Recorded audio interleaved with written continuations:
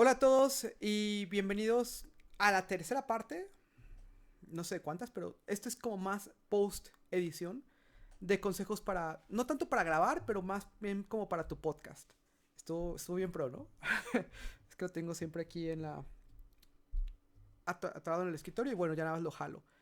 Em, Me quiero enfocar más que nada en mis recomendaciones una vez que ya grabaste el video y el audio o como lo quieras sacar y qué hacer con ese audio. Les voy a decir cuál ha sido la fórmula que ahorita yo con el podcast Adimensional, que es un podcast de historias de terror que... Y voy a hacer un paréntesis 30 segundos, ¿no? Deme 30 segundos nada más. Es un podcast de historias de terror donde ustedes pueden enviar esas historias. Eh, Esas historias pues yo las compilo y entonces las narro o si ustedes mandan el audio en específico pues lo pueden ahí ya escuchar.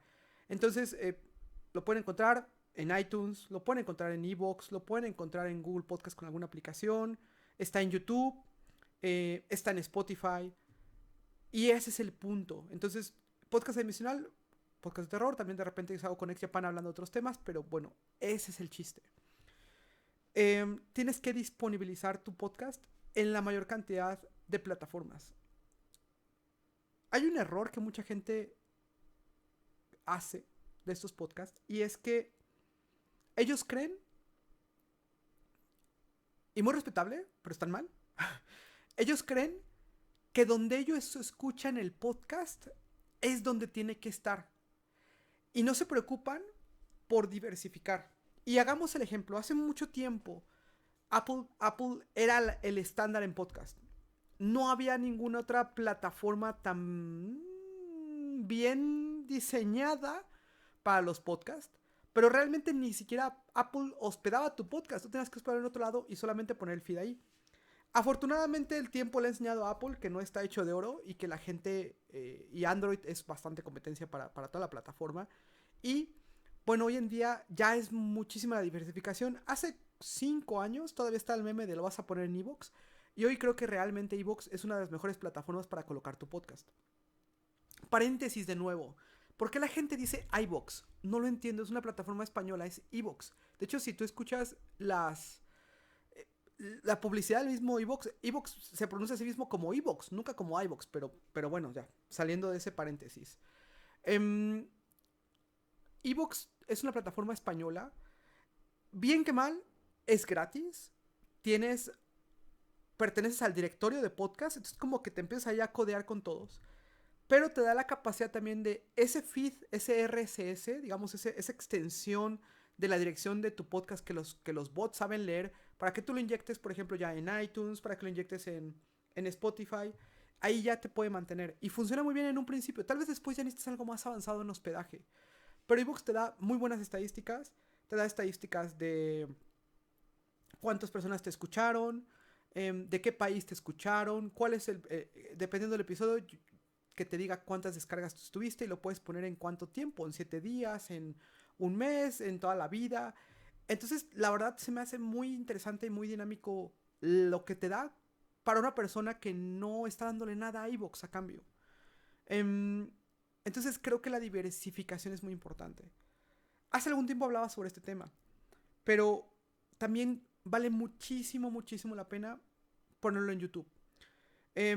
Aun cuando no son plataformas orientadas al mismo tipo de contenido, por algo existe YouTube Music y no es solamente por hacerle competencia a Spotify, es porque para Google le hace sentido tener un front en su plataforma que sea exclusivamente para música, aunque cueste, pero ellos saben, por ejemplo, cuánta gente realmente tiene el explorador minimizado y dicen, oye, esta gente realmente pone un video y consume ancho de banda de un video para solamente escuchar la música.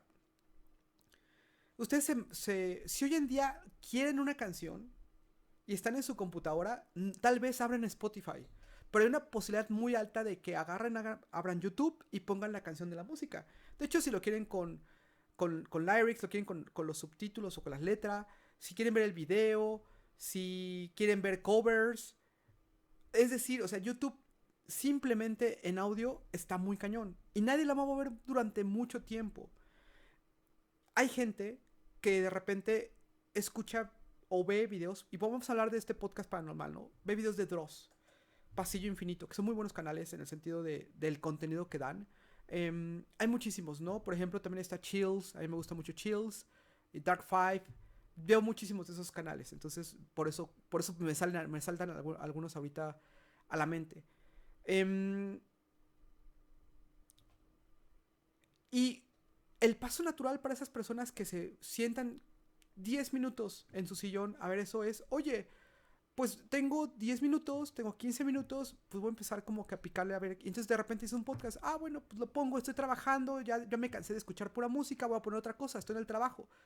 A mí me parece increíble y se agradezco muchísimo a toda la gente que me decía, oye, sube a YouTube el podcast porque lo escucho en mi trabajo y entonces así no tengo que descargarlo, ¿no?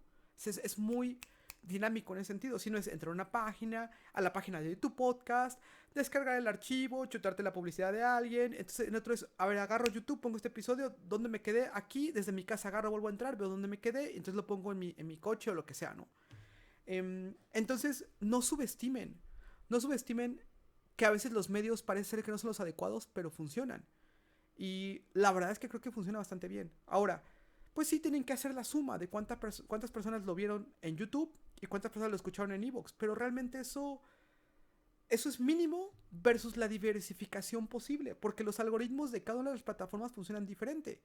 Y entonces, ¿qué va a pasar con una persona que esté enganchada viendo videos de Chills, que esté enganchada viendo videos de Pasillo Infinito y que de repente le dé clic a tu podcast?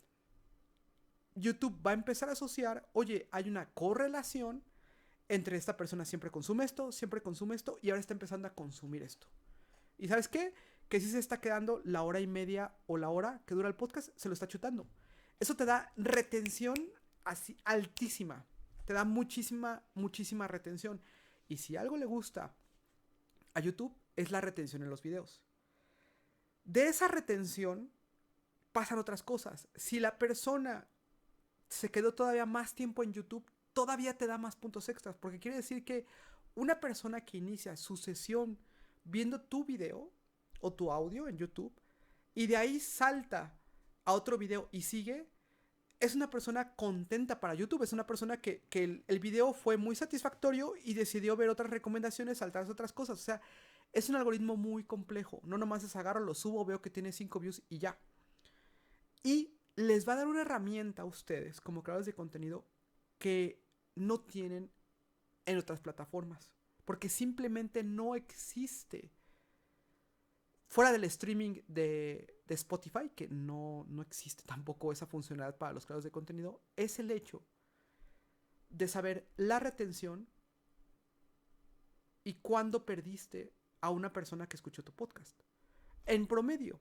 Oye, en promedio, en el minuto 10 la gente se está yendo. Entonces tú puedes ir a tu podcast y decir, güey, ¿qué pasó en el minuto 10? Y dices, no mames, es que me estaba durmiendo. Pues sí, güey, todo se ve reflejado. No manches, es que esto me lo saqué de la manga. Entonces, no subestimes el poder que esas herramientas te dan. Simplemente por tener esa estadística de un pequeño grupo, de un grupo controlado de esas personas, y que ya sabes que son las personas que te ven en YouTube. Entonces, si sabes que las personas que te ven en YouTube se están saliendo de tu podcast en un minuto en específico como tendencia, pues es algo raro. Es algo que tienes que validar. Entonces, no subestimen eso. Por eso digo, ¿qué hacer con tu podcast después de que ya lo liberaste? O sea, ¿cómo ayudarte con tu propio podcast? Obviamente compartirlo en algunos grupos de Facebook que sean de intereses comunes. No spamear, porque creo que el spamear va a ser peor. Pedir siempre autorización, compromiso de los administradores, publico este contenido, tal vez a alguien le pueda llamar atención. Si es así, me da mucho gusto. Y no hacerlo con cada episodio, sino dejar como cierto tiempo para que tampoco se vuelva como el tema repetitivo, ¿no?